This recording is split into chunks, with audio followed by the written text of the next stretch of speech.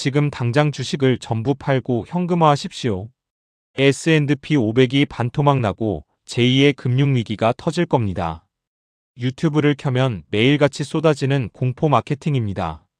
그런데 여러분, 이 붕괴론자들이 주장하는 위기의 수학적 확률이나 거시경제적 인과관계를 단 한 번이라도 들어보신 적 있습니까? 그들은 그저 2008년의 트라우마를 자극해 여러분의 공포를 조회수와 수수료로 환전할 뿐입니다. 단언컨대 정확한 수치와 팩트가 결여된 전망은 단순한 망상에 불과합니다. 오늘 저는 JP 모건, 미국 노동통계국 BLS, 에너지정보청 EIA, 그리고 팩트의 최신 오피셜 데이터를 전부 들고 나왔습니다. 감정은 단 1%도 섞지 않겠습니다. 오직 압도적인 숫자와 냉혹한 경제학적 논리로 폭락론자들의 뇌피셜이 얼마나 통계적 오류인지 인트로부터 철저하게 박살 내드리겠습니다. 오늘 이 영상이 여러분의 평생 투자 수익률을 결정지을 겁니다. 일생일대 부의 추월차선을 놓치고 싶지 않다면 끝까지 집중하십시오. 위기론자들이 시장 폭락을 경고할 때 신주단지처럼 모시는 지표가 있습니다. 주식시장 총시가총액을 미국 명목 GDP로 나눈 이른바 버핏 지수입니다.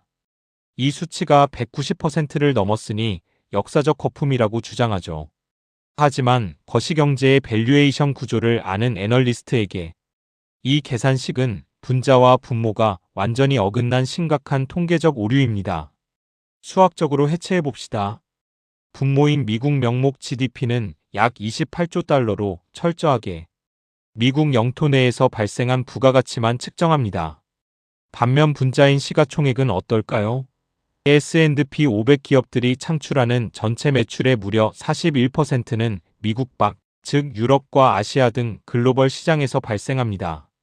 애플, 마이크로소프트, 엔비디아가 전 세계 80억 인구를 상대로 벌어들인 막대한 달러가 시가총액을 끌어올리는데 이걸 오직 미국 내수 지표인 GDP 단 하나와 비교하는 게 통계적으로 말이 됩니까?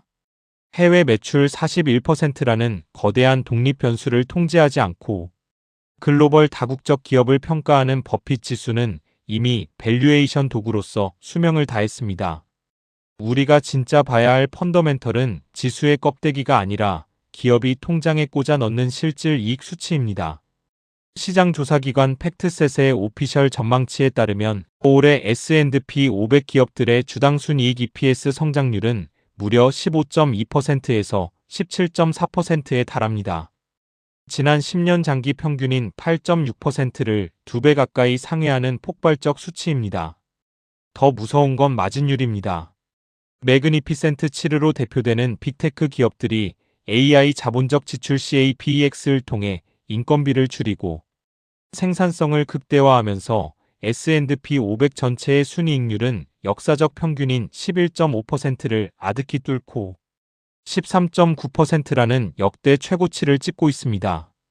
기업이 15%씩 이익을 팽창시키고 14%의 마진을 현금으로 찍어내어 자기자본 이익률을 높이고 있는데 주가가 오르는 것은 거품이 아니라 아주 정상적인 실적 장세의 수학적 귀결입니다.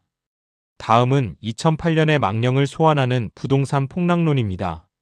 기준금리가 2배로 뛰었으니 대출이 터지고 집값이 반토막 날 거라는 시나리오죠. 이 주장 역시 부동산 시장의 핵심 펀더멘털인 자산, 건전성과 수급 메커니즘을 완전히 무시한 헛소리입니다. 2008년 당시에는 집값보다 빚이 많은 100% LTV 주택담보대출 비율 부실 대출이 난무했습니다. 금리가 오르자 주택 압류율이 2.23%까지 치솟으며 약 300만 채의 집이 경매로 쏟아져 공급 폭탄이 터진 겁니다. 그렇다면 지금의 데이터는 어떨까요? 현재 미국 전체 주택의 평균 LTV는 40%에서 45% 수준에 불과합니다. 미국 주택 소유자들이 빚을 빼고 온전히 깔고 앉아있는 순자산 규모는 역사상 최대인 32조 달러에 육박합니다. 또한 가계의 가처분 소득 대비 부채 상환 비율을 나타내는 DSR 수치는 서브프라임 직전 13.2%에서 현재 9.8%로 역사적 최저점 수준을 맴돌고 있습니다. 대출자들의 재무 건전성이 압도적으로 탄탄하다는 명백한 수치입니다.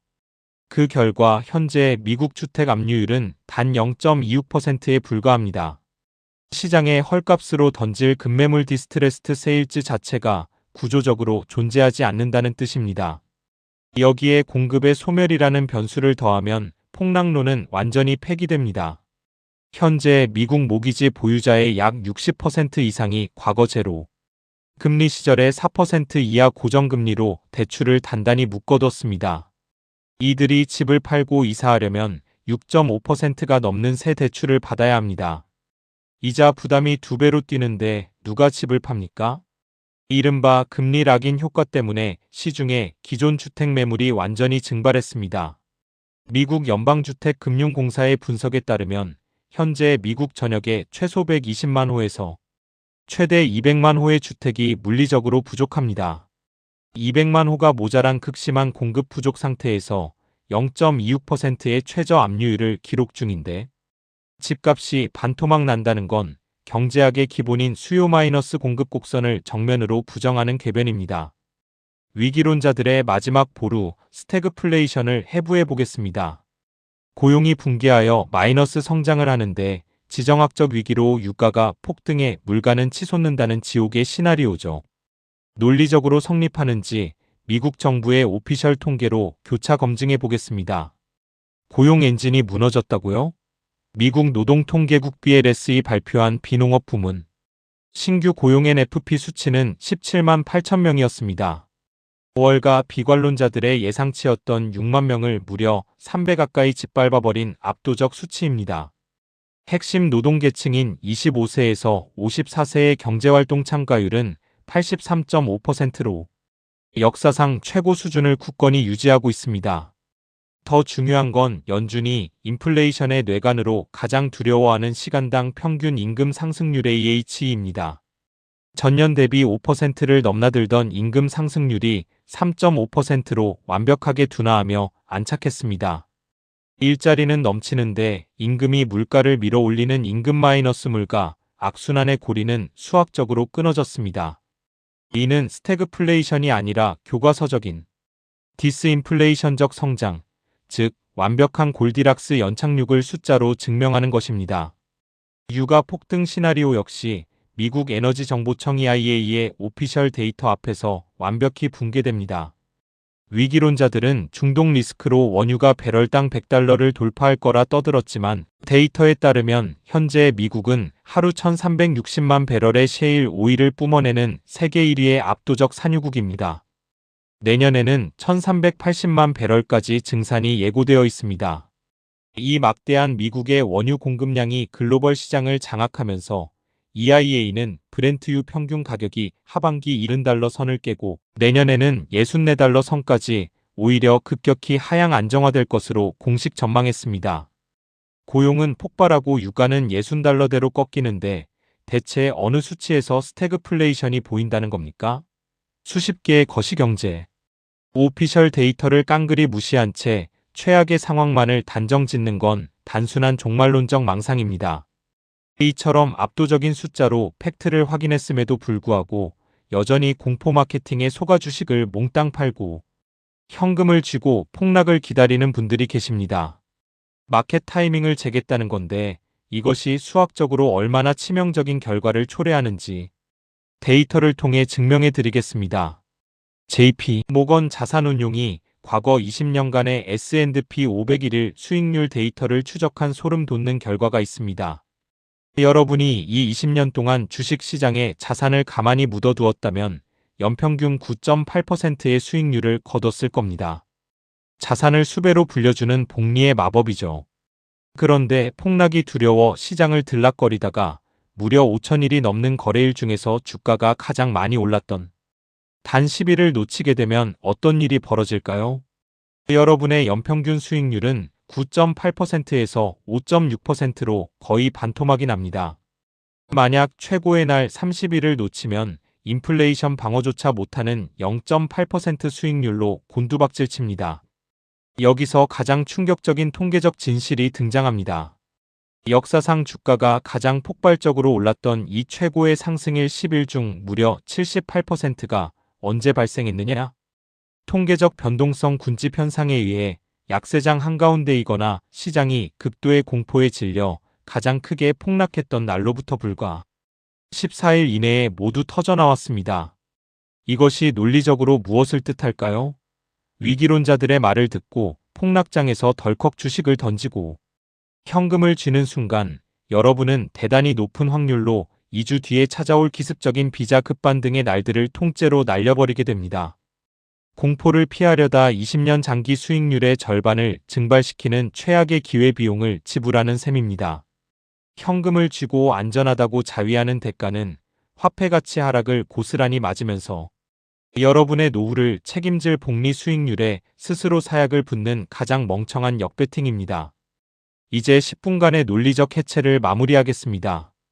자본주의 역사상 비관론자들은 명성을 얻었고 낙관론자들은 막대한 부를 얻었습니다.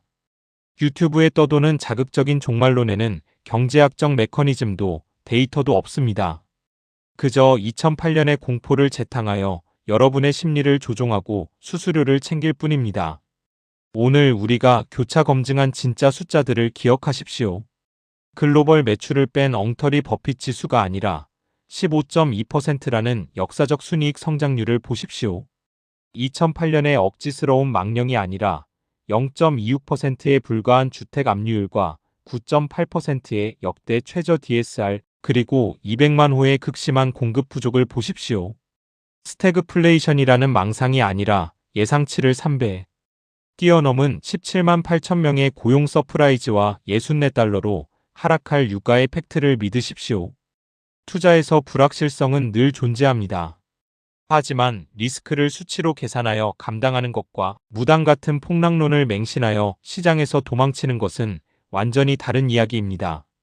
자본주의는 언제나 위기를 극복하는 기업들의 이익 창출력과 혁신으로 우상향의 역사를 써왔습니다.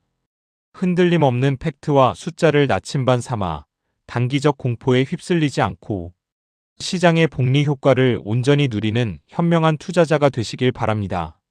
오늘의 심층 분석이 여러분의 포트폴리오를 지키는 논리적 방패가 되었기를 바랍니다.